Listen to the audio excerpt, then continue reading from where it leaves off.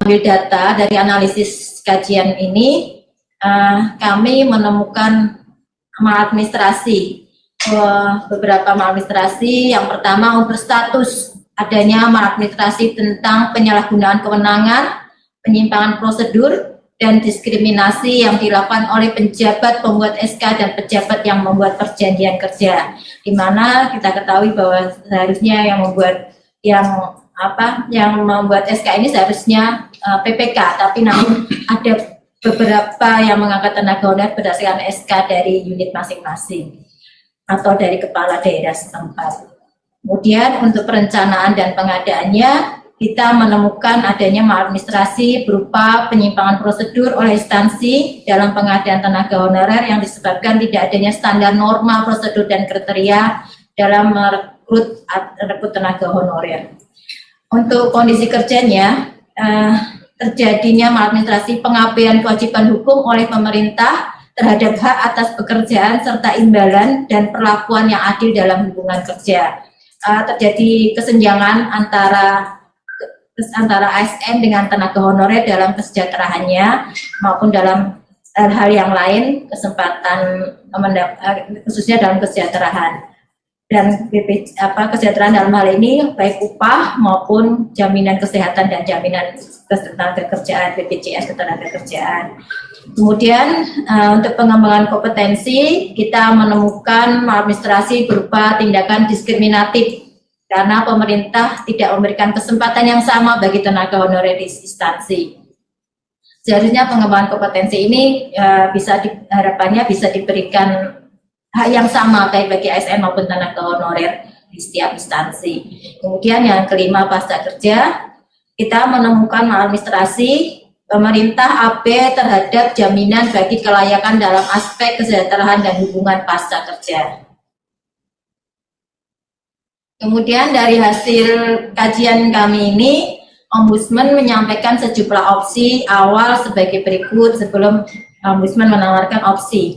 Opsi awal kami meliputi yang pertama yaitu mengalihkan tenaga honorer menjadi ASN sebagaimana Undang-Undang Nomor 5 Tahun 2014 tentang ASN, yaitu bahwa di Undang-Undang Nomor 5 Tahun 2014 bahwa jenis kepegawaian diakui adalah PNS dan P3K, sehingga diharapkannya segera merumuskan kebijakan afirmatif pengalihan secara administratif yang berupa pendataan, pemberkasan, verifikasi, dan validasi tenaga honorer ke ASN, baik melalui secara otomatis khususnya ya, karena ini kan untuk memenuhi amanat Undang-Undang ASN itu sendiri. Kemudian opsi yang selanjutnya, opsi kedua, memperlakukan tenaga honorer selayaknya karyawan sebagaimana Undang-Undang Nomor 13 Tahun 2003 tentang Ketenagakerjaan.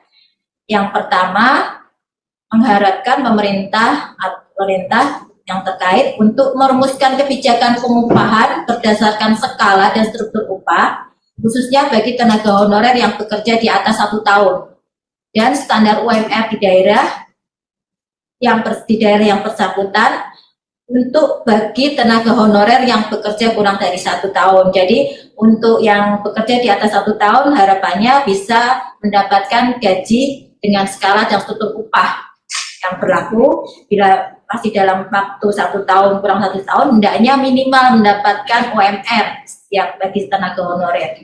Itu. Selanjutnya untuk yang kedua yaitu pemerintah sebagai pemberi kerja perlu memberikan perlindungan berupa jaminan sosial kesehatan maupun ketenagakerjaan kepada tenaga honorer sebagai peserta penerima upah.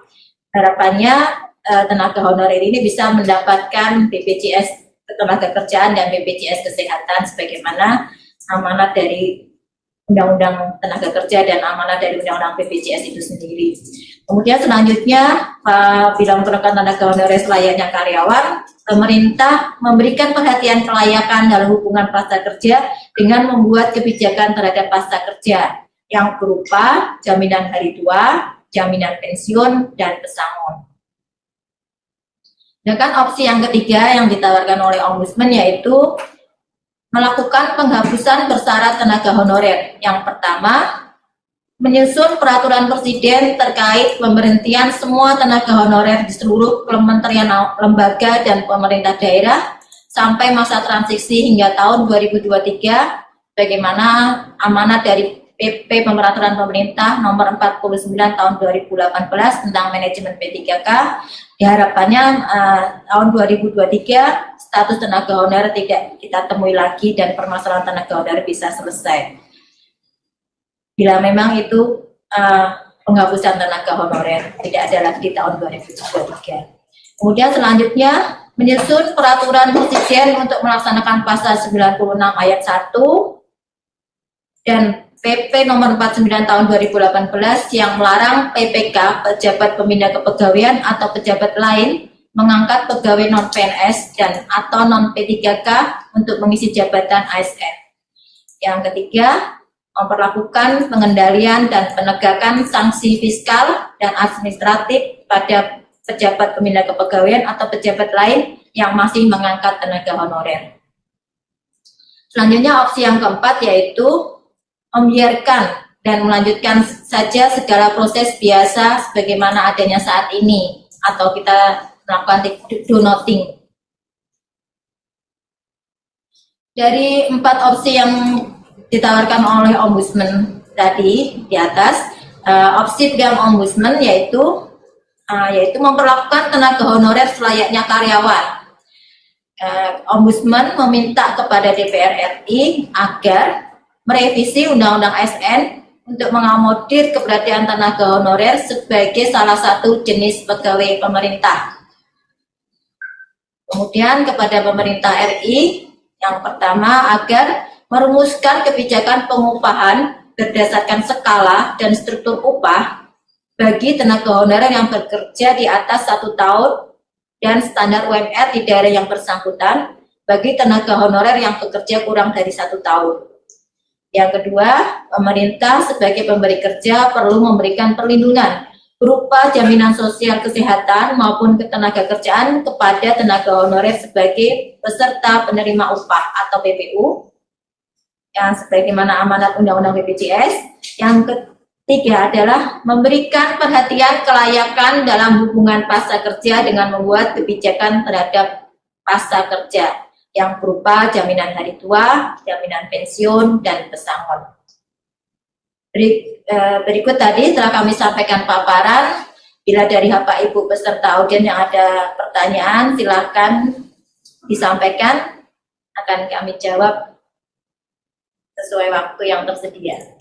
Oke. Waktu dan tempat saya kembalikan ke Mas Alvan. Terima kasih. Terima kasih Mbak Ani atas paparan yang cukup detail yang telah disampaikan berkaitan dengan hasil pengumpulan data serta analisis terhadap hasil pengolahan data tentang tata kelola kebijakan penggunaan tenaga honorer di instansi pusat dan daerah.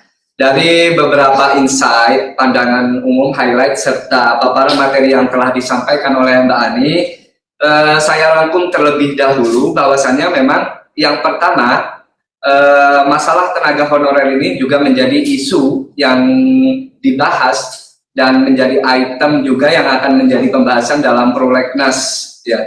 Yang kedua, bahwa atas adanya isu tersebut, isu honorer yang sangat urgent untuk diselesaikan, oleh sebab itu Ombudsman melakukan kajian sistemik ini agar di ujungnya nanti ada sebuah tawaran penyelesaian yang tersistem serta berkeadilan. Yang selanjutnya, fakta di lapangan menunjukkan bahwasannya yang pertama, SDM ASN yang ada di pusat maupun di daerah ternyata secara kuantitas belum mencukupi. Oleh sebab itu, bagaimanapun pemerintah, instansi pemerintah baik di level pusat maupun di daerah tidak bisa tidak harus menggunakan tenaga honorer. Yang selanjutnya, bahwasannya dalam penggunaan tenaga honorer baik di level pusat maupun di daerah ternyata terdapat bentuk tindakan-tindakan maladministratif. Nah, tindakan-tindakan maladministratif yang terjadi itu bentuknya terdiri dari 5 komponen utama. Tindakan maladministrasi dalam penggunaan tenaga honorer itu terjadi dalam hal yang pertama statusnya, yang kedua perencanaan dan pengadaannya, yang ketiga kondisi kerja, yang keempat pengembangan kompetensi, dan yang terakhir yaitu pasca kerja. Dari kelima komponen operasional tata kelola tenaga honorer yang ada bentuk maladministrasinya tersebut, ternyata sumber utamanya yaitu karena banyak peraturan-peraturan yang itu diabaikan oleh PPK-PPK atau oleh pejabat-pejabat baik itu di instansi pusat dan di daerah melakukan pelanggaran seperti terkait pengabaian terhadap PP 49 tahun 2018, pengabaian terhadap Undang-Undang BPJS, pengabaian terhadap juga Inpres ya, Inpres 2 tahun 2021 terkait kewajiban untuk penyelenggaraan jaminan sosial untuk tenaga kerja non PNS di instansi pemerintahan. Baik Bapak Ibu sekalian, itu kesimpulan secara umum terkait hasil dari proses kajian sistemik yang telah dilaksanakan oleh Ombudsman selama ini. Jika ada pertanyaan, kami akan mempersilahkan kepada Bapak Ibu sekalian. Untuk yang pertama, termin pertama dulu, kita akan membuka termin yang pertama. Silahkan 3 pertanyaan jika ada.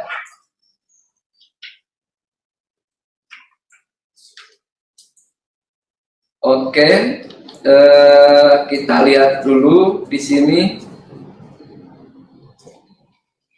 Oke, di sini ada 1 pertanyaan. Yang pertama dari Wismalyandi, ya, dari Bapak Wismalyandi. Pertanyaannya, adakah dasar hukum bagi PPK mengangkat tenaga honorer saat ini dengan alasan-alasan tertentu? Oke, pertanyaan dari Bapak Wisma pada intinya, di mana sih PPK itu diberikan wewenang untuk mengangkat tenaga honorer baik itu di instansi pusat maupun di daerah? Silahkan untuk dijawab mungkin Mbak Ani. Ya. Terima kasih Pak Wismalyandi. Untuk pertanyaannya yang cukup menarik ini, cukup bagus, bahwa PPK bisa mengangkat tenaga honorer ini kita bisa membaca di PP 49 tahun 2018 tentang manajemen P3K, Pak. Di situ untuk alasan-alasan tertentunya juga kita juga bisa melihat di Undang-Undang ASN. Untuk pasalnya nanti kalau nggak salah di pasal, saya cari ya Pak. Intinya di Undang-Undang ASN Pak, dan di Undang-Undang di PP 49 tahun 2018 itu menyebutkan bahwa PP yang bisa mengangkat tenaga honorer nggak ada Pak. Hanya PPK tidak bisa mengangkat tenaga honorer. Yang bisa mengangkat ASN itu P3K. Di sini nggak ada alasan yang jelasnya Pak, tapi Pak bisa membaca kembali di Undang-Undang ASN dan di PP 49 tahun 2018 tentang manajemen P3K. Begitu Pak kurang lebihnya Pak. Pada intinya untuk Pak Wismalyandi, pada dasarnya memang untuk pengangkatan tenaga honorer semenjak diterbitkannya PP 49 tahun 2018 itu sudah tidak boleh sebenarnya ada pengangkatan kembali. PPK dilarang untuk melakukan perekrutan tenaga honorer. Nah, itu sebenarnya sudah digarisbawahi dalam PP tersebut. Sudah dijelaskan bahwasanya pengangkatan tenaga honorer itu sudah tidak diperbolehkan. Maka pertanyaan selanjutnya, bagaimana dong status hukumnya dari tenaga honorer dan bagaimana tindakan pemberian sanksi jika terdapat PPK yang masih melakukan pengangkatan? Nah, ini yang menjadi apa istilahnya masalah yang selama ini belum bisa diselesaikan.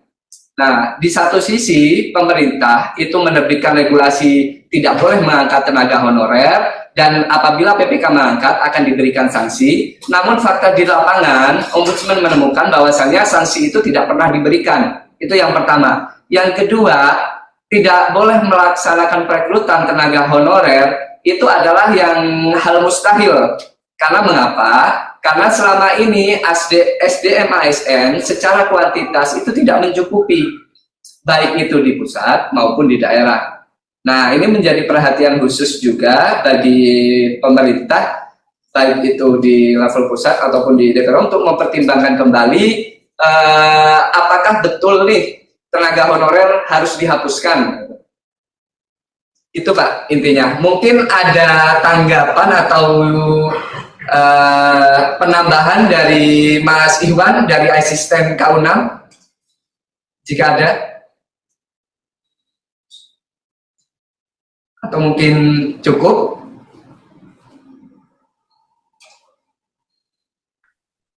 Ya, terima kasih Pak Alvan.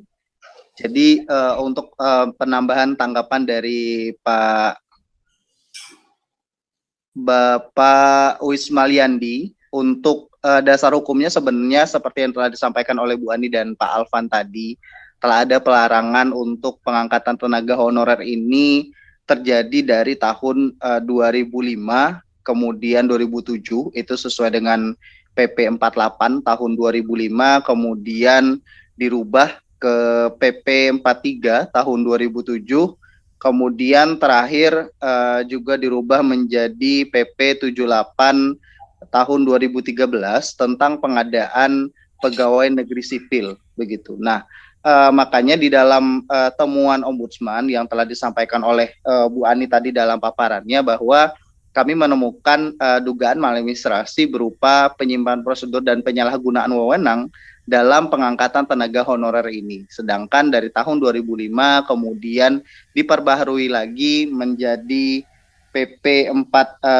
tahun 2018 yang ada pelarangan kemudian diberikan sanksi. Namun saat ini juga tidak ada pemberlakuan sanksi tersebut. Makanya di dalam saran dan kesimpulan Ombudsman disampaikan oleh Bu Ani tadi bahwa ini posisinya tidak ada, harus adanya dasar hukum dalam pengangkatan tenaga honorer dan apakah harus dialihkan atau tidak. Makanya Ombudsman memberikan saran perbaikan seperti yang telah disampaikan dalam paparan tadi. Terima kasih Pak Alvan.